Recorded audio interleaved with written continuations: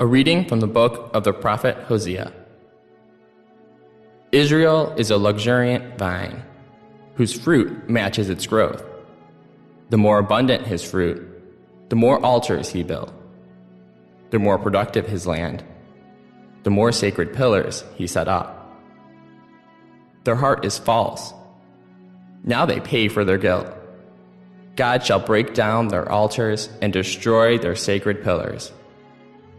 If they would say, "We have no king," since they do not fear the Lord, what can the king do for them?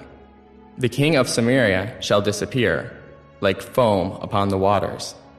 The high places of Avon shall be destroyed, the sin of Israel. Thorns and thistles shall overgrow their altars.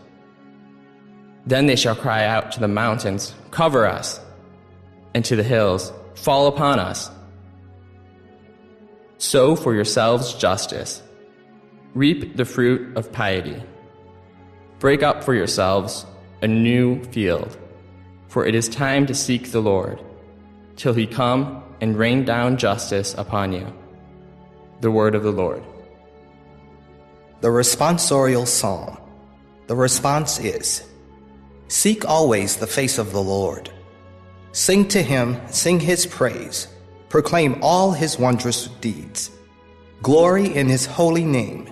Rejoice, O hearts that seek the Lord.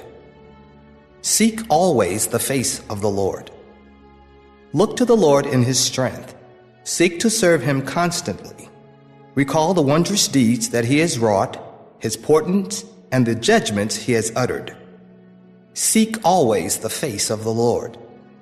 You descendants of Abraham, his servants, sons of Jacob, his chosen ones. He, the Lord, is our God. Throughout the earth his judgments prevail. Seek always the face of the Lord. A reading from the Holy Gospel according to Matthew. Jesus summoned his 12 disciples and gave them authority over unclean spirits to drive them out and to cure every disease and every illness. The names of the 12 apostles are these.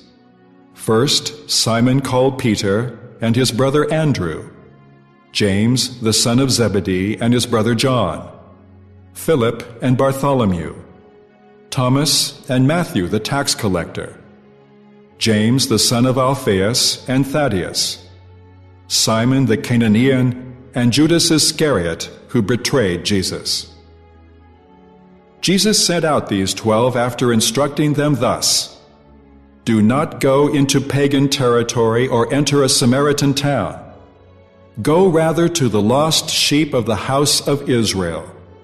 As you go, make this proclamation: the kingdom of heaven is at hand." The Gospel of the Lord. The first reading comes from Hosea 10, 1-3, 7-8, and 12. God speaks about how Israel is like a luxuriant vine, but all the fruit that God has given to Israel, he's caused them to prosper, they use to build sacred pillars, to worship false gods. Therefore, the king of Samaria will disappear. Remember, Samaria is another name used for the northern kingdom. The northern kingdom was called Israel, and it had two capitals, Jezreel, which was a Jewish capital, and Samaria, which was the pagan capital. So everything that is pagan, everything that has distracted Israel from their faithfulness, will be destroyed. What should the people do? They should turn to justice, to piety. They should plow their fields, the fields of their heart, with goodness, rather than turning to these false things. Now normally, Amos, who is more or less a contemporary of Hosea, is spoken about as a prophet of social justice, while Hosea is spoken about as a prophet of fidelity to the worship of God. But notice, even in Hosea, there's that element of social justice. The prophet speaks about the fact that the people not only have to worship God, they have to live like people of God in the way that they treat each other. The Gospel is from Matthew 10, 1-7. Jesus calls the 12 apostles, and it's the typical list. Simon called Peter. Now here we don't exactly hear why he's called Peter. In Matthew 16, we hear that he's called Peter because he's the rock on which the church would be built. His brother Andrew, James, etc.